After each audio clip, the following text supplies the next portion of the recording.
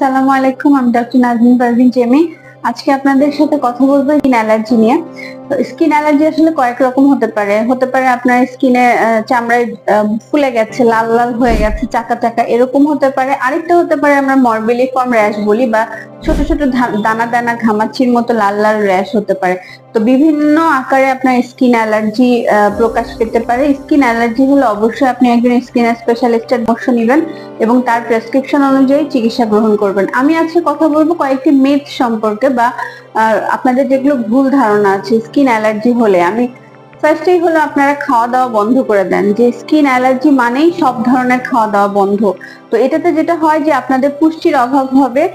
আপনারা শুনে অবাক হবেন যে স্কিন অ্যালার্জি মানেই যে শুধু ফুডের জন্য বা খাওয়া দাওয়া থেকে হচ্ছে তা না।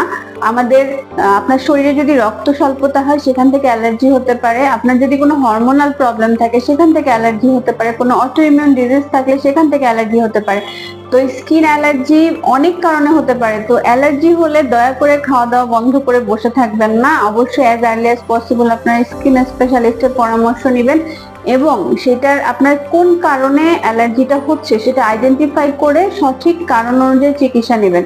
যদি স্কিন অ্যালার্জির ফার্স্টেই আমরা প্রথম স্টেপ থাকে হলো যে আপনি স্টপ করা, যে কারণে আপনার অ্যালার্জিটা হচ্ছে সেটা বন্ধ করা। তো অ্যালার্জি যদি আপনি বাসা থেকেই যদি বুঝতে পারেন যে এই কারণে আপনার অ্যালার্জি হচ্ছে, অবশ্যই আপনার ডক্টরকে জানাবেন যে আমার এইটাতে বাড়ছে।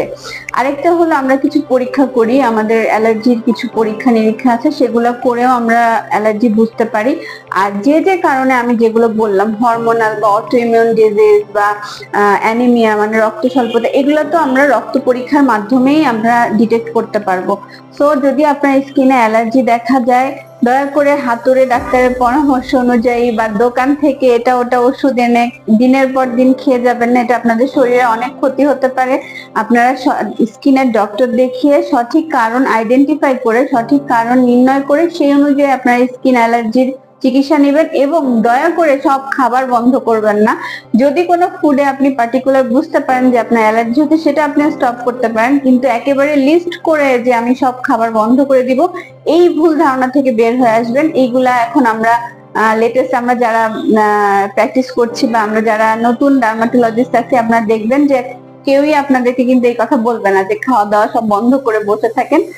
সো অ্যালার্জি হলে ভয় পাবেন না বা এটা নিয়ে কষ্ট পাবেন না। অ্যালার্জি হলে খাওয়া দাওয়া বন্ধ করলে মানুষ খুবই কষ্ট পায়, নিউট্রিশন পুষ্টির অভাব হয়। তো যত দ্রুত সম্ভব আপনার ডক্টরের পরামর্শ নেবেন এবং কারণ আইডেন্টিফাই, কারণ চিহ্নিত করে সেই অনুযায়ী চিকিৎসা নিলে ইনশাল্লাহ আপনারা সম্পূর্ণ সুস্থ হবেন। ধন্যবাদ।